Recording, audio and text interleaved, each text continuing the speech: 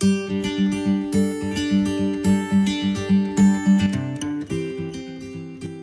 tout le monde, on se retrouve aujourd'hui pour une nouvelle vidéo qui va être une vidéo dans laquelle je vais vous montrer un petit peu mes petits trucs et astuces pour se lancer sur une illu qui peut être un petit peu chargée et donc qui peut nous effrayer. Donc j'avais envie de me lancer sur cette illustration là. Donc c'est une illustration que j'ai eue grâce au Patreon de Mrs Butter. De toute façon je vous ferai aussi une vidéo sur les différents Patreons que j'ai pu tester et mon avis dessus, mais je pense qu'il faudra que je fasse plusieurs vidéos parce qu'il y en a encore d'autres que j'ai envie de tester. Mais donc voilà, ça c'est une illustration que j'ai eue sur son Patreon et c'est vrai que c'est le genre d'illustration sur lequel j'ose pas toujours me poser parce que il y a beaucoup d'éléments, ça fait un peu peur, on sait pas trop par où commencer et on a très peur de s'éparpiller sur toutes les couleurs. Et donc je me suis dit, allez c'est parti, je vais me lancer avec vous et vous donner un petit peu mes petites astuces que je mets en place quand je me lance sur ce genre d'illustration. Déjà il faut savoir que j'aime bien choisir tous mes combos couleurs. Et en général, donc quand je me lance sur une illu comme ça, vous pouvez le voir que je me prévois donc ma petite page dans mon carnet de combos. Et concrètement, ce que j'ai fait, c'est que j'ai détaillé la plupart des éléments. Bon, après, j'ai pas, par exemple, vous voyez, les tout petits éléments qui restent, genre les affiches, les livres, etc. Tout ça, je verrai à la fin. Je ferai du complément, mais on va dire que je me suis noté les éléments principaux de l'illustration, histoire en fait de pouvoir dans un premier temps la dégrossir. Après, j'hésite pas également à me dire, allez, pour certains éléments, je vais utiliser le même combo couleur. De 1, ça va m'éviter de trop m'éparpiller dans mes teintes, et de 2, ça va permettre en fait aussi qu'il y ait une unité et de pas non plus me faire trop de combos et que ce soit totalement démotivant.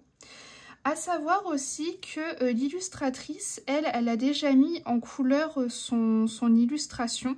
Je vous mettrai une petite capture d'écran que j'ai fait de son compte Instagram. Et je pense très fortement m'inspirer des teintes qu'elle a utilisées. Donc elle est partie sur des teintes un peu roses, violettes, bleues. Ça me convient totalement. Donc il ne faut pas hésiter en fait à aller s'inspirer comme ça de... là notamment l'illustratrice, elle l'a déjà faite. Mais vous pouvez très bien aller sur Pinterest, essayer de chercher des inspirations. J'avais regardé dans un premier temps sur Pinterest pour chercher un peu des chambres type sorcière et tout, mais on était toujours dans des trucs très foncés. Et c'est vrai que le style de cette illustratrice-là, c'est au contraire des choses hyper peps, hyper colorées, et j'avoue que ça me convient plus. Donc c'est pour ça, moi je vais totalement essayer de partir sur les mêmes teintes qu'elle, enfin les mêmes teintes. On s'entend, hein, je vais pas faire du tout la même chose. Déjà, elle, c'est du digital et moi, c'est en mode traditionnel avec mes petits crayons couleur. Donc, j'aurai absolument pas le même résultat. Mais voilà, disons que par exemple, vous voyez, je me suis noté le rideau et le tapis. Je vais utiliser le même combo. Elle les a fait dans des teintes un petit peu blanches, violettes. Donc, vous voyez, je vais essayer de reprendre un petit peu les mêmes combos. Donc voilà, dans un premier temps, en fait, j'ai tout détaillé. Comme je vous dis, les micro-éléments, genre affiches, chaussons, livres, etc., j'ai pas noté. Mais ça, je le verrai à la fin. En fait, une fois que j'aurai déjà fait tout ça, ce sera pas mal. Et en fait, je pourrais faire une deuxième évaluation, entre guillemets, de ce qui me reste à faire. Et soit je pourrais réutiliser des combos que j'ai déjà utilisés parce que je me dis, bon, ça va éviter de rajouter un nouveau combo couleur. On va rester dans les mêmes teintes. Ou alors, si nécessaire, je pourrais en rajouter. Et dans ces cas-là, pas de souci. Donc voilà ce que je fais en fait, en règle générale, quand j'essaie de me lancer dans des illus assez complexes. Voilà, c'est dans un premier temps de décortiquer mon illustration, de rechercher des images d'inspiration, que ce soit sur Instagram, sur Pinterest, enfin voilà, qu'importe, voilà, Google Images, ça dépend, là de toute façon c'est un univers qu'elle a créé, mais bon ça peut être du Disney, ça peut être, j'en sais rien moi, du Kirby Rosanne. Par exemple, je sais que sur Kerby Rosen, des fois j'ai du mal à décrire toute l'illustration. Et quand c'est comme ça, en fait, je vais commencer vraiment par l'élément principal et ça va me permettre d'y voir un peu plus clair par la suite pour faire plein de petits éléments qu'on ne voit pas du tout à la première lecture de l'image. Autre chose aussi que on peut faire quand on se lance dans une illustration comme ça, c'est choisir avec soin le matériel qu'on va utiliser pour pouvoir approcher cette illustration.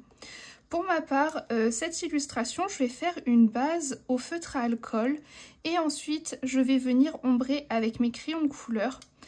Et quand c'est comme ça, ce que j'aime faire, c'est passer ma base au feutre à alcool tout d'un coup et ensuite seulement je commence à ombrer au crayon de couleur.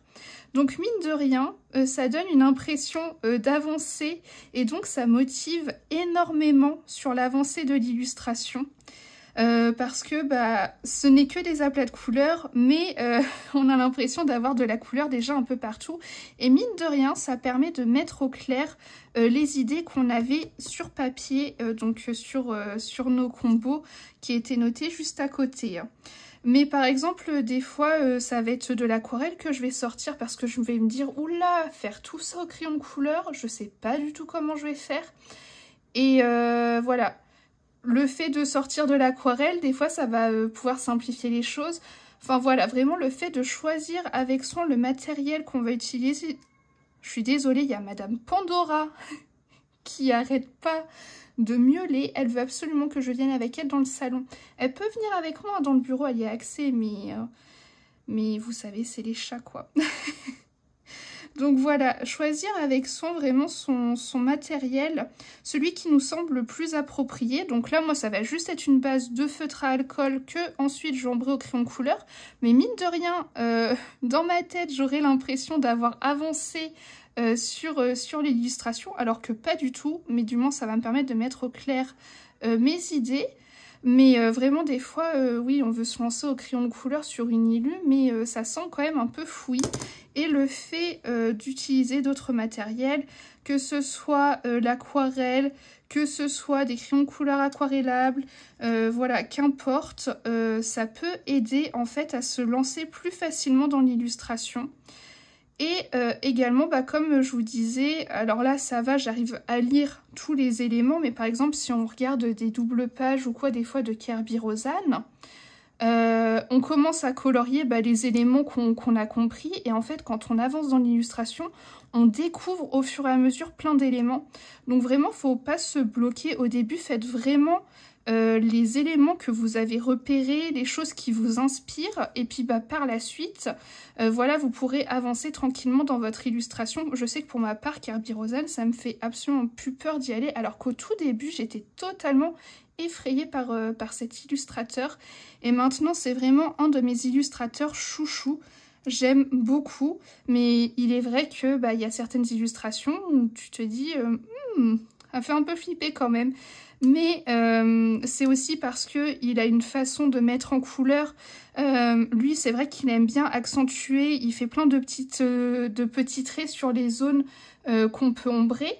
Donc c'est vrai que ça charge un peu l'illustration, mais mine de rien, ça nous aide énormément à la mise en couleur. Donc voilà, faut pas non plus hésiter à s'aider de ce que l'illustrateur a mis en place. Là ici, Mrs. Butterd a fait quelque chose de plat, mais voilà, Kerby Rosen, c'est vrai qu'il y a plein de petits traits partout. Et en fait, mine de rien, ça nous indique les ombres et les lumières et ça aide énormément. Même si quand on regarde comme ça charge l'illu, et au final, c'est une énorme aide que d'avoir ces petits traits un petit peu partout. Donc voilà, concrètement, c'est un petit peu mes petits trucs et astuces. Et donc, pour ma part, voilà, j'adore... Enfin, je fonctionne comme ça, c'est de la façon que j'aime le plus faire. Mais voilà, vous voyez, là, je vais me sélectionner tranquillement mes petits combos couleurs. Et donc, ça va me permettre de pouvoir déjà, par la suite, faire toutes mes bases au feutre à alcool. Et au fur et à mesure, de pouvoir les ombrer. Alors là, après, c'est pas le cas sur cette illustration, mais vous avez aussi, des fois, sur certaines illustrations... des illus où il y a énormément, je sais pas, par exemple on va partir sur une illustration avec plein de végétation, au bout d'un moment de colorier tout le temps la même feuille, ça peut lasser. Et quelque chose que moi je n'hésite pas à faire, c'est à alterner un petit peu. Quand il y a plein d'éléments répétitifs comme ça, bah, je me dis allez, hop, là je me mets à mon coloriage, je me motive, je vais faire plein de feuilles. Et quand je commence à en avoir marre, je vais commencer un autre élément qui va être un peu répétitif. Mais au moins ça me permet, vous voyez, de pouvoir alterner et de me garder le choix de me dire allez, là j'ai envie de me poser pour une session colo, mais j'en ai marre, ça fait déjà 40 feuilles que je colorie. Bah c'est pas grave, il y a d'autres éléments qui sont encore disponibles sur mon illustration. Et en fait, je vais pas me laisser les trucs les plus complexes ou ceux qui me semblent un petit peu plus chiant entre guillemets à colorier, je vais pas tous me les laisser à la fin. C'est vrai que j'essaie de répartir mon envie par rapport à l'illustration, j'essaie voilà, de répartir les trucs que j'ai trop envie de colorier et les trucs qui me soucient un peu plus, histoire de pas me retrouver bloquée à la fin. Et je pense que c'est pour ça aussi que j'ai très peu de colos abandonnés, déjà parce que bah, j'aime pas trop ça. Je sais qu'il y en a pour qui ça ne pose absolument pas de problème et c'est trop bien. Moi, par contre, c'est vrai que ça me soucie un peu d'avoir des encours, mais le fait de fonctionner comme ça, en fait, me permet de ne pas me lasser d'une illustration et donc de pouvoir avoir toujours quelque chose qui me motive, en fait, sur l'illustration et de me voir avancer. Moi, c'est surtout ça, en fait, des fois, quand je suis sur une illustration qui est trop longue, c'est le fait de ne plus me voir avancer et de voir le colo traîner en longueur qui peut me démotiver. Et du coup, en faisant de la sorte, eh ben, j'ai absolument pas du tout ce ressenti. Donc voilà, en vrai, c'est à peu près tous mes petits trucs et astuces pour pouvoir me lancer dans ce genre d'illustration. Mais par contre, je serais hyper curieuse de savoir si vous avez d'autres petits trucs et astuces par rapport à ça. Comment est-ce que vous arrivez à vous lancer sur une illustration un petit peu compliquée, un petit peu chargée? Franchement, ça m'intéresse parce que ça peut m'aider en vrai pour pouvoir les appliquer également dans ma petite routine coloriage. En tout cas, j'espère que cette vidéo pourra vous aider. J'espère qu'elle vous aura plu et je vous dis à bientôt.